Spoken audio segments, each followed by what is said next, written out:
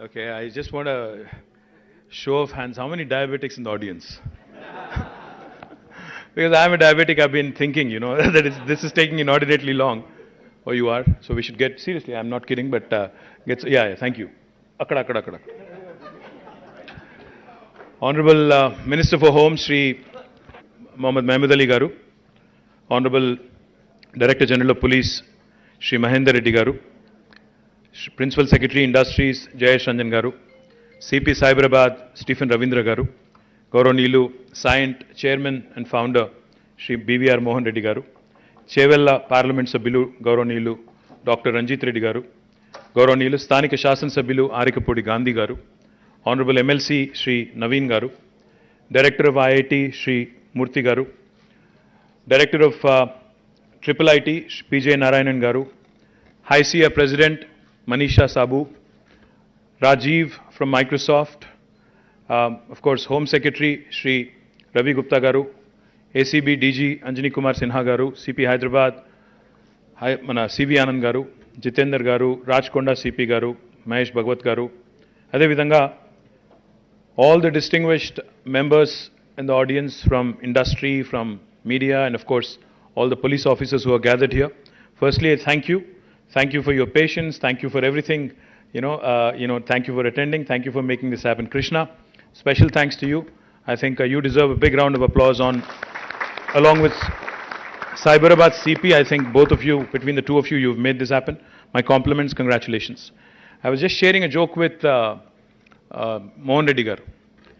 Recently, we went through a by-election in our state, in Munugodu. Talking about cyber crime, talking about cyber security, etc. Cyber crime is not now confined to one sphere of life. Even in politics, it has come in. Voters are being lured by way of Google Pay and, sending money directly into the accounts of voters as well is happening. So I think new age crimes need new age solutions. So Election Commission of India may also need to be, engaged and involved, not just police and not just law enforcement, but also I think we need to start sensitizing Election Commission and others as well. But more importantly, I think, today, as DG pointed out, as Cyberabad CP pointed out, technology has become all permeating. It is permeating into all spheres of life. There's not a single sphere of life which is exempt. So if you look around, we live in a very, very interesting world. Our country is about 140 crore people. The number of devices, I think, outnumber us. Today, I think each of us sitting in this room possibly has more than one phone, I'm guessing. One for public usage, one for private usage, etc., etc. Now, and we also live in an interesting world because the technology is evolving so much that your phone, you can talk to your phone. There was a possibility, at one point of time, say 10 years ago, if somebody was talking to his phone, people would look at him like a pagal. They'd say, why is he talking to a device? But now, you can talk to Siri, Siri talks back to you, Alexa talks to you, you talk back to Alexa, she tells you what the temperature is, she plays music for you. Even in the car, there is a lady guiding you where to go, how to go, where the traffic is, where to avoid, etc., etc. So we live in a very interconnected world where devices talk to each other. Your refrigerator talks to your washing machine, which can communicate to your car, which incidentally also communicates to you. Human is just one part of the larger piece of puzzle. So what's happened as a result is in this world of interconnected devices, in this world of Internet of Things, cybersecurity is a huge, huge challenge. Cybercrime is huge. It's all pervasive. Like technology is all pervasive, cybercrime is also equally pervasive. From IP theft to identity theft to embezzlement of money. Various hues, various shades of cybercrime is seen across the world. And in fact, if you ask me, the dens of cybercrime are not the big cities, big metros. In fact, it is the smaller towns. I don't know how many of you have watched this series, I think it's on Netflix, called Jamtara. Have you? In fact, I'll just narrate a small story. A friend of mine who had just watched Jamtara, we were all sitting and chatting one day and he tells me, I'm embarrassed to share this story with you, but I'm going to say this anyway, is what he said. We were all very curious, intrigued. So we asked him what it was about. He said, I watched this whole series on Netflix the other day, just a couple of days ago. And then, suddenly when I'm at my home, I receive a message from a cousin in the US. saying, I am in urgent need of 1 lakh rupees from his phone number, from his cousin's phone number, which he had stored on his phone, so he wouldn't think otherwise, right? So he got a message saying, I am in dire need of 1 lakh rupees. And this man, being a very nice, compassionate cousin, he said, okay, I'm going to send the 1 lakh, and immediately, without even thinking twice, he just simply sent the money across through Google Pay, UPI, whatever technology that there is. And next day, in the family group, his cousin sends a message saying, listen, my phone has been hacked, so if any of you got any messages, please ignore. But damage is already done. And out of shame and out of guilt, out of whatever, out of fear of being ridiculed, my friend did not share this with anybody but us. Of course, we ridiculed him later, that's a different story. The point is, this whole sense of shame, ridicule, and also integrity in terms of, see, if you're a enterprise, if you are an industry, if you're an enterprise, obviously, if the word goes out that your systems are compromised, you're worried about the integrity of the data, the integrity of your processes, etc. So therefore, it becomes extremely important. And when DG was talking, when CP was talking, I was listening in very, very carefully. And of course, when Mohan Reddy Garu was mentioning that awareness needs to be promoted. How many of you here in this room know that there is a common toll-free number to report cybercrime? Anybody? I mean, not the police officers, of course. Come on, man. Anybody other than police officers who actually know that there is a countrywide toll-free number? Not a single one of us. Thank you, man. I think you're also a policeman without the uniform. Thank you. 1930. That's the toll-free number. Unfortunately, even I was not aware till I walked in here. 1930. In case there is a cybercrime, how effectively we use 100. I think 1930 needs to be populated. As Mohan Reddy Garu was saying, awareness, unfortunately, is lacking. Secondly, the problem, the conundrum, the dilemma from a government perspective. If we see increased reporting, if we see increased filing of FIRs, there is that lurking fear that the media will say the crime has increased in the city of Hyderabad, in the state of Telangana. But the fact is, if it is unreported, while the crime may have happened, if it is unreported, you're just living in denial. There is crime still happening. It's just that it is not reported.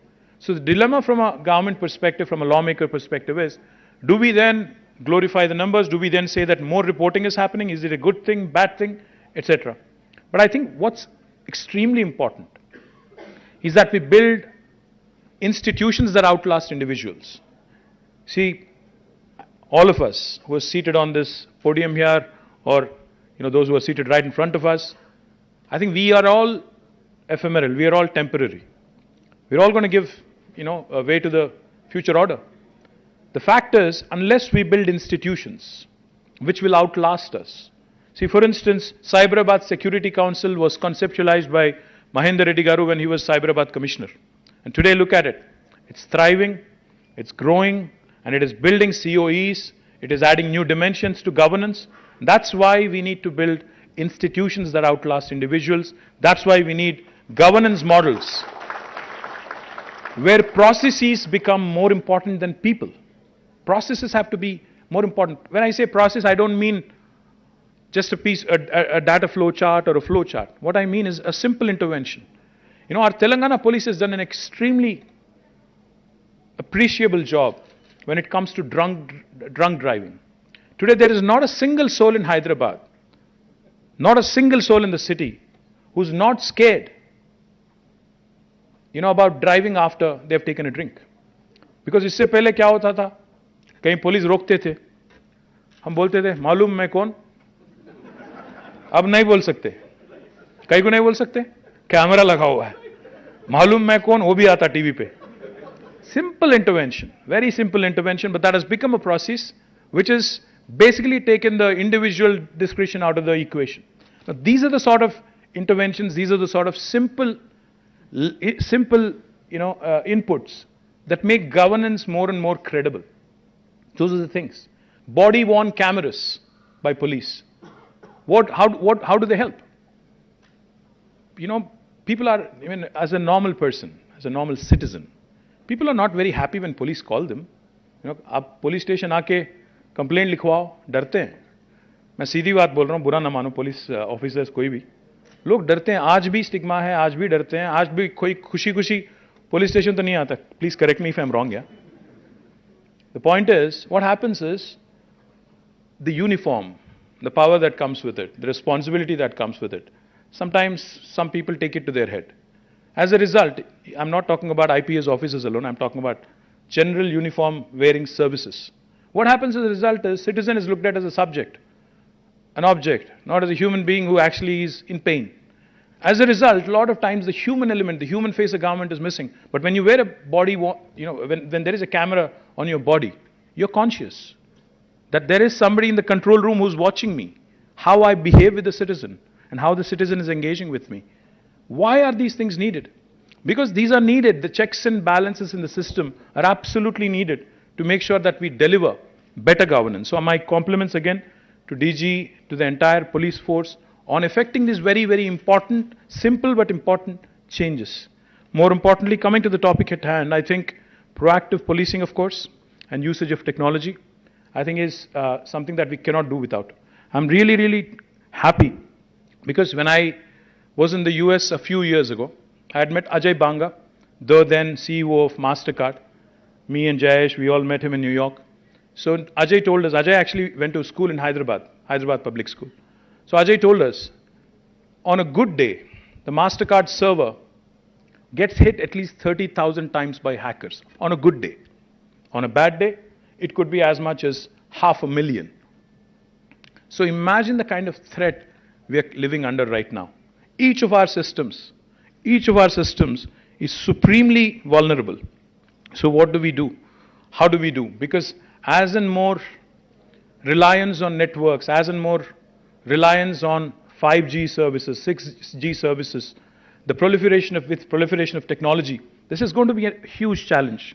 So therefore, I compliment the CP of Cyberabad on this wonderful initiative because I think it's important that he brought all the stakeholders together, industry, academia. I met with the Dean of Nalsar. I also met with, of course, IIIT and IIT deans. And I'm really impressed with what I saw here. Of course, the number of policemen and women who have been trained as cyber warriors is limited. But I think what's more important is how quickly, as Mohan Reddy Garu said, we can do capacity building. And that can only happen with industry participating. If you join in this effort, I think we can augment our capacities, we can build our skills rather quickly. And I thank Mohan Reddy Garu for coming forward with contribution. And he said pro bono, he would do it. And I would urge all of the industry participants here and HICIA President to please take the lead to make this happen as well. Another thing I also wanted to point out, in fact, most of the victims of cybercrime actually are those who live in the cyber world, primarily the IT guys. Now, we have more than 800,000 employees in the IT sector working from Hyderabad. If you also add up a few more lakhs, who indirectly work in the IT space, I think you have more than 1 million people working out of Hyderabad alone. And I'm very confident if you actually reach out to them, Jayesh Garu, between Jayesh and DGP and the entire police force, we can actually, how we leverage village police officer system in villages, making citizen policing an integral part of policing. We can do something very similar here. We can actually have these employees in the IT sector work with us, help us, guide us, evolve, skill, upskill and reskill as we move along the path of evolution. My humble request to you, you've also mentioned that, your team had also mentioned that you're working with MSMEs, trying to assess their capabilities, vulnerabilities, etc. But please do it in tandem with Industries Department. Because we are having several facilitation councils. We have district industry officers. We can work with you. We can actually sensitize the entire MSME ecosystem, make them more robust, ensure that they build capabilities to thwart any cyber attacks on them. Let me also quickly compliment you on coming out with SOPs. I loved what I saw. When I said individuals need not be looked at, but institutions need to be built. I loved the fact that you've built SOPs. And I also loved the fact that you actually recognized and applauded your policemen and women who have actually written those SOPs. I think that deserves a big round of applause for the CP Cyberabad. What I also liked in the tour is the policy advocacy bit. CP Cyberabad was telling me that, we're not only going to be proactive in terms of ensuring crimes do not happen, but we also are promoting policy advocacy through, say, for example, KYC, KYC norms to enterprises. Likewise, policy interventions to the government as well, various agencies of the government. That's extremely important. I know Nal sir has been working on drafting, Balakrishna Reddy garu is here. They've been drafting a piece of legislation on cybercrime. And Telangana will become the first state in the country to have drafted a piece of legislation on cybercrime. We will make it happen. Please send it across quickly so that we can make it happen. Likewise, I just have 3 requests. While they may not be directly relevant to this meeting today, I think these are 3 very, very important requests. And as a citizen, as a father, and also as a lawmaker, I urge Home Minister Saab and DGP Garu to make this happen. Recently, I had received a request from a lady called Sunita Krishnan, who runs an NGO, who is a very popular, NGO that is, to create a list of sexual offenders, a registry of sexual offenders in our city, in our state. I think it's extremely important to keep our children, keep our women, keep our boys, everybody safe. So therefore, I urge Home Minister Saab, आप sexual offenders का registry बनाइए. उनको एक बार वो registry में शामिल होने के बाद उनको कहीं भी employment नहीं मिलना चाहिए, उनको कहीं भी आगे जाके कोई सुविधा ऐसा नहीं मिलना चाहिए गवर्नमेंट की तरफ से जिससे वो फायदा ले सके. तो मैं उम्मीद करता हूं सर कि आप और डीजीपी साहब सेक्सुअल ऑफेंडर रजिस्ट्री जल्द से जल्द ला लें. और दूसरी बात, I'm always fascinated with technology which has a positive societal impact. Couple of years ago, along with Scient, we had done a wonderful hackathon, like hackathon. We had done a drone event, and in which, in fact, 2 young women came forward and had demonstrated some brilliant capabilities. They had come forward, and what they had done is basically they had shown how a drone can be used as a first responder in the case of a distress. So, for instance, if there is a young woman somewhere in the middle of the night, and if she's encountered some rowdy elements or sexual offenders, whoever, all she has to do is click a button, an SOS button on her phone, and drone will take off from the nearby police station as the first responder with a siren blaring, with a camera embedded and with a light inside. Now, because the police obviously will take time to navigate through the traffic, cutting across the lanes, etc., that might cost a few precious moments and precious time. So therefore, the first responder, if that drone is already there and if it is capturing all of that is happening on the ground with a siren blaring, it will serve as a huge deterrent. I request DGP Garu, Home Minister Garu, to kindly ensure that this happens. Now I believe the Telangana Academy of Aviation is in charge of this project. Equipment is all with them, so we can take it up and we can make it happen really, really quickly. मैं उम्मीद करता हूँ sir, ये भी जल्द से जल्द आप मुकम्मल कर देंगे तो बहुत ही अच्छा नाम मिलेगा तेलंगाना राज्य को पूरा हिंदुस्तान में, and it will become a role model for the rest of the country as well. And lastly, sir, let me quickly add, like I said, no initiative will ever be successful and it will ever have scale if the citizens do not participate. So let's promote 1930. Let's promote the concept of cyber warriors. Let's ensure the people from different walks of life become a part of this wonderful Cyberabad initiative, Cyberabad Police Initiative, the Center of Excellence on Cyber Safety. I look forward to interacting more and more, and I promise you that from the industry side, from the IT side, we'll do whatever it takes to make our state more and more safe. Thank you. Jai Telangana.